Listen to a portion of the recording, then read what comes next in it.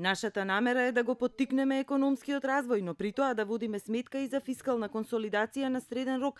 Затоа и го намаливме буџетскиот дефицит на 2,7%. Министерот Тевдовски преку овие клучни поенти деновиве на состануците пред експертите и бизнисмените го правда предложениот буџет за 2018. Вели дека во него мора да има пари за платите на администрацијата, за која се согласува дека е неопходна реформа, за пензии и за социјална заштита, но за сето тоа од некаде мора да се обезбедат средства, а при тоа да не расте задолжувањето. Ние треба да решиме дали сакаме да продолжи она што постоеше барем десетина години наназад, значи да не се направи никаков обид за консолидација, а секој што ќе побара или секоја интересна група, владеачката елита да му дава пари и да не ги интересира дали ќе растат приходите, туку само да се задолжува. Во новиот буџет прв на оваа влада, таа планира економијата да ја развива преку капиталните инвестиции, кои ги проектира на 402 милиони евра.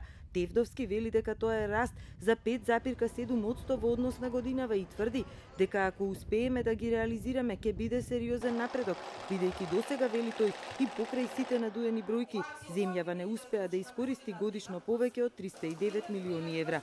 Бизнисмените денеска од него побараа, а тој им вети дека ќе им излезе во пресред на секои 3 месеци да се прави анализа колку се искористени овие расходи и да се поттурнат ако има потреба. Јас ги следам капиталните инвестиции на дневна основа и секој ден се нервирам ако не се исполнуваат добро, рече министерот. Сепак парите за социјала мора да доминираат и во новиот буџет. За пензии, социјална и детска заштита владата планира да потроши 32% од вкупно предвидените 3,44 милиарди евра. За здравствена заштита се планираат 459 милиони евра или повеќе за 18 милиони од годинашниот буџет. Во нив ќе влезе изголемувањето на платите за 5% на вработените во јавното здравство. Општините од буџетот в година ќе добијат 291 милиони евра или 15 милиони евра повеќе од годинава, со цел да се раздолжат кон фирмите. Министерот вели дека и на тој начин ќе му се помогне на бизнис секторот покрај редовниот поврат на ДДВ. Поголеми исплати ќе има и за пензиите за 34 милиони евра, а повеќе средства ќе има и за активните политики за вработување и за надоместокот за невработеност. Компаниите и домашни и странски ќе можат да сметаат на вкупна буџетска поддршка од владата во износ од 33 милиони евра. Домашните сепак ќе имаат малку повеќе од овој финансиски колач, околу 18 милиони евра. Владата за плати на администрацијата ќе потроши 440 милиони евра или повеќе од годинава за 7,5 милиони.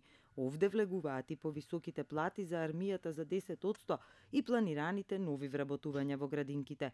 Повисоки плати за 5% ќе добијат и во основните и средните училишта.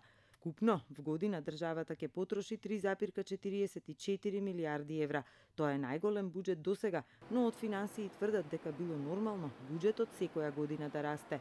Во развиените земји били до 55% од БДП, кај нас само 32%. Приходи пак се планира да се соберат од 3,15 милиарди евра, со што на владата ќе и недостигаат уште 300 милиони. Буџетскиот минус ќе се финансира и од домашните банки и преку еврообврзница.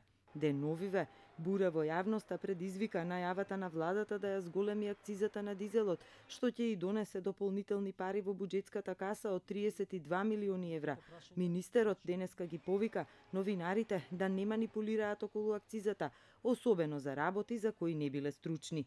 Владата нема да се повлече од намерата да ја зголеми акцизата. Тврдат дека никој не треба да биде загрижен, инфлаторни притисоци немало да има, а стапката на инфлација ќе биде 1,7%. Желбите се големи, моќта на македонското стопанство и граѓани се многу помали. Дали идната година ќе се успее да се оствари стапката на раст од 3,2%, стопанствениците не се целосно убедени. Министерот Тевдовски е оптимист. Откако ќе го усвои владата, буџетот за 10 дена влегува во собрание, каде народните избраници ќе го кажат за него својот збор.